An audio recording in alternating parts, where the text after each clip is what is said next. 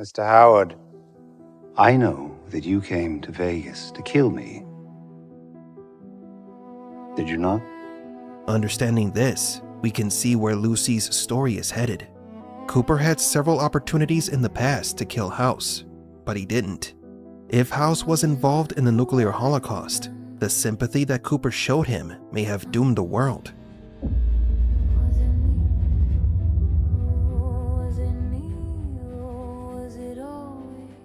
And the ghoul doesn't want Lucy to make the same mistake. The nuclear holocaust transformed Cooper into a monster because he made the wrong choice. He let Robert live. Will Lucy make the same wrong decision? Lucy started her journey with innocence, with the naive dream of saving the world, but she is slowly turning into a shadow of her former self.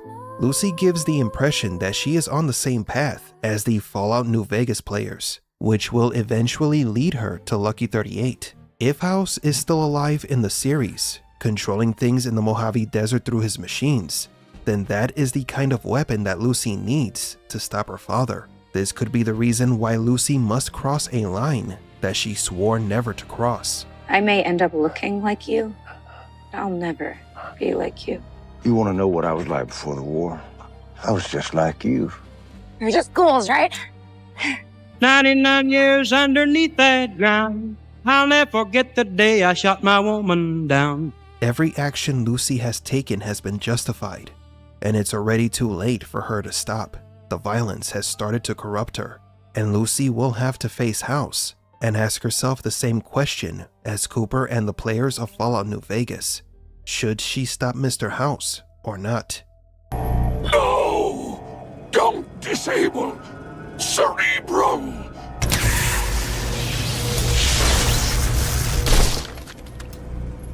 House may still be alive, and Lucy might be the one to stop him. And with House's possible demise, Lucy loses the innocence that defines her and turns into something closer to a ghoul. This character's descent into madness seems inevitable, and Mr. House will be the line Lucy crosses to the dark side. I'm a Gloomy Geek, and don't forget to like and subscribe.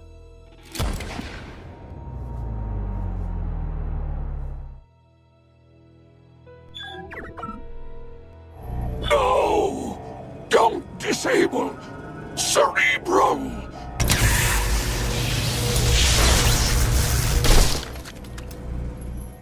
Mr. Howard, I know that you came to Vegas to kill me.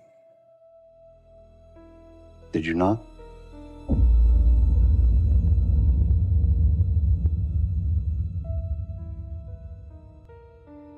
I may end up looking like you, but I'll never be like you. You want to know what I was like before the war? I was just like you. You're just ghouls, right?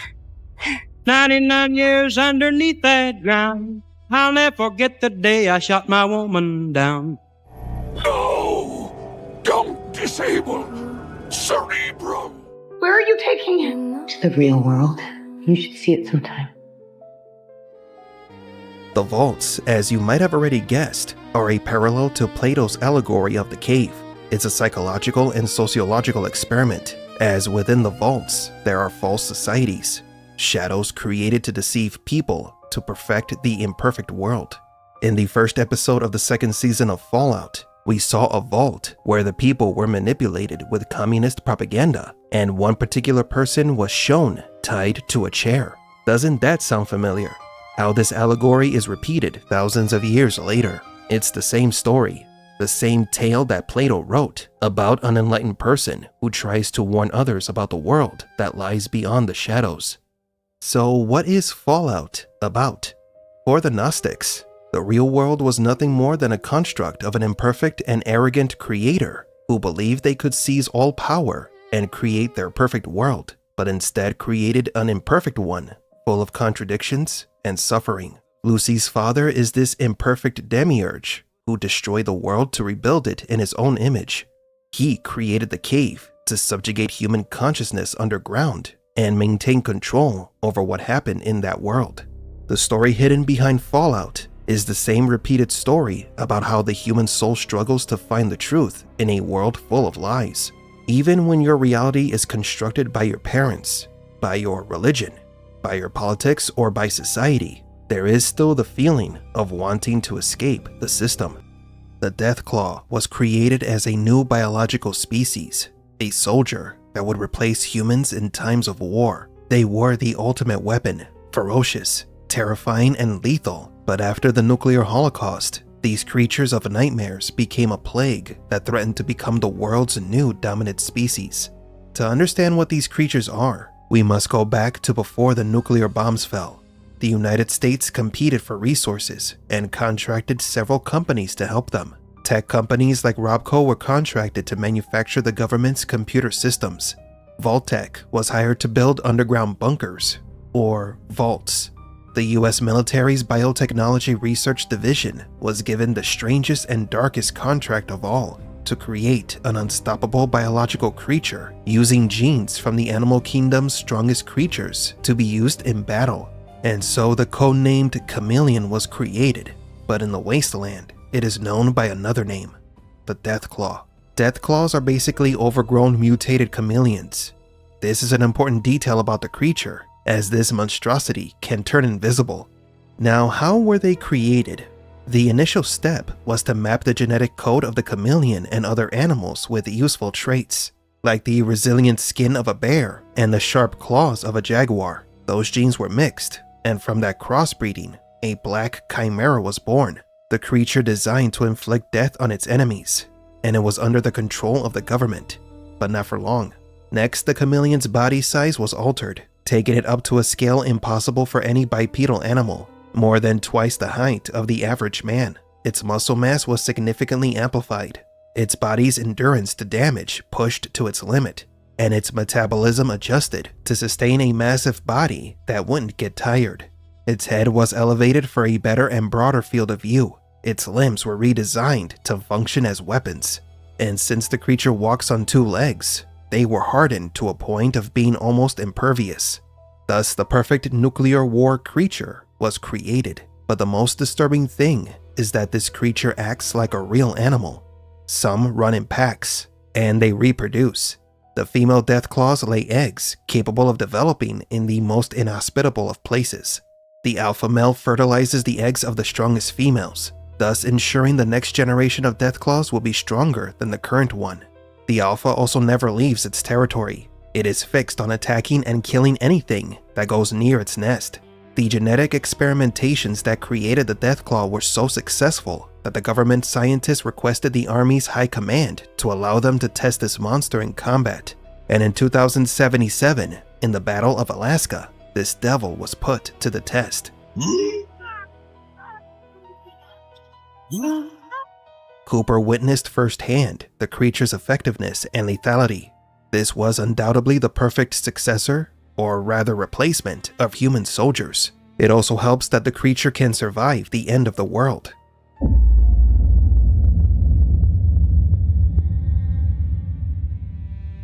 When the atomic bombs fell, humanity was nearly completely wiped out, but the mutant chameleons, the Deathclaws, escaped from the facilities that held them captive. The nuclear wasteland was the perfect habitat for the monsters, and so they began to build nests, sowing terror among those who survived the end of the world. In the 4th episode of the 2nd season of Fallout, we saw this creature during Cooper Howard's operation.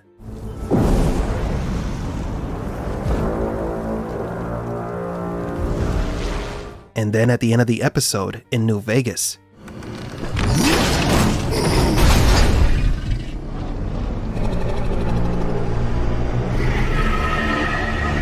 Which reveals that these creatures have overpopulated parts of the United States and possibly other parts of the world. The biological weapon created by the government is a biblical plague. In the post-apocalyptic world, no one knows the original purpose of the Deathclaws or why they were created. The governments of the old world were gone, but these creatures remain, roaming the wasteland, a reminder of the corruption of those who were in power. Historically, variations of the Deathclaw have existed in the Fallout games, in particular a race of these monsters with high levels of intelligence, with their own civilization, and who only desire to live in peace. Be that as it may, the Deathclaw is not simply an obstacle for Lucy and Cooper. It is a new civilization flourishing from the nuclear ashes. Perhaps they are not just a replacement for human soldiers, but for humanity itself. Although they were created as biological weapons, the Deathclaw could turn out to be the inheritors of the planet. But it's very important to remember this one thing. Just as the United States was able to control the Deathclaws for a time, another party could also do so. A villainous force operating from the shadows, using these creatures of death.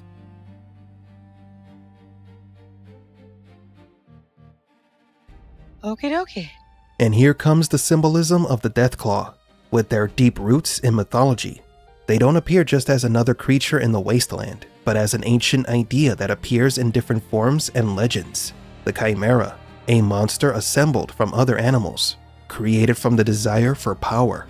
The Chimera is what happens when nature is tampered with, a creature that goes against creation, taking fragments of life and forcing them together to create new life, which is then used as a tool.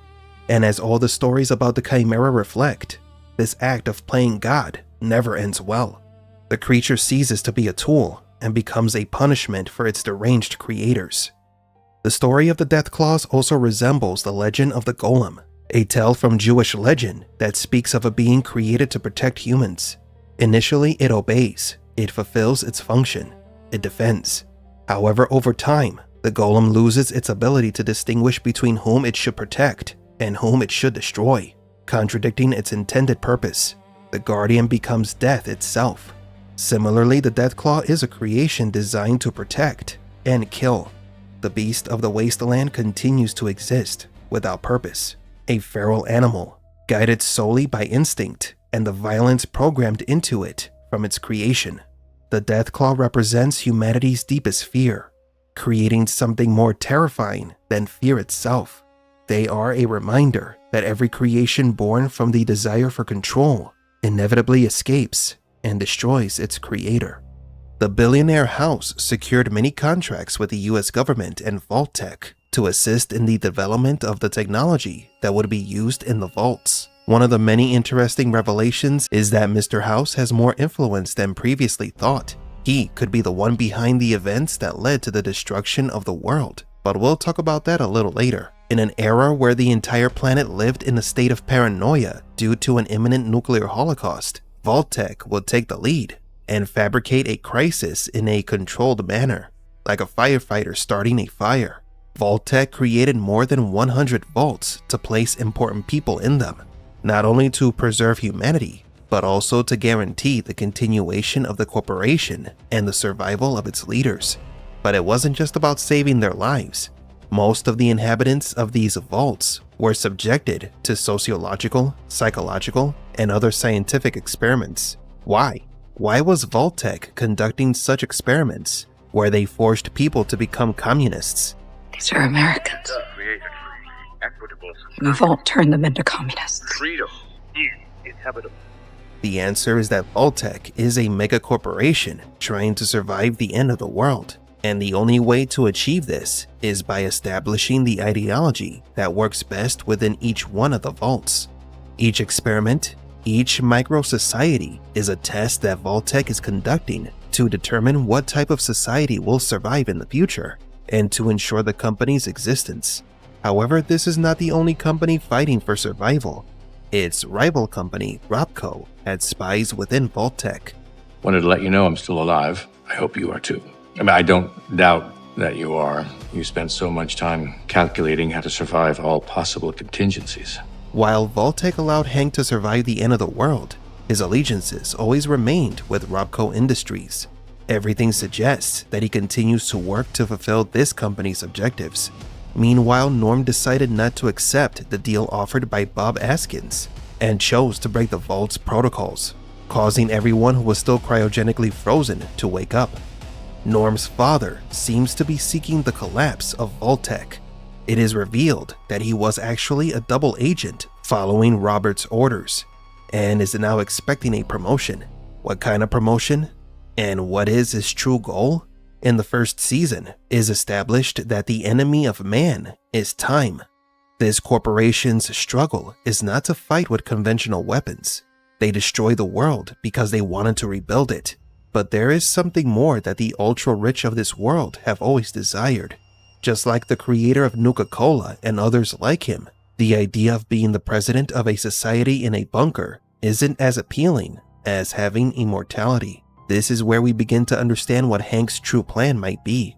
Although Bud Askins managed to survive and achieve somewhat immortality, his brain was placed in a machine, literally becoming a brain in a jar. This form of existence is similar to that of the owner of Nuka-Cola, whom we previously featured in a video.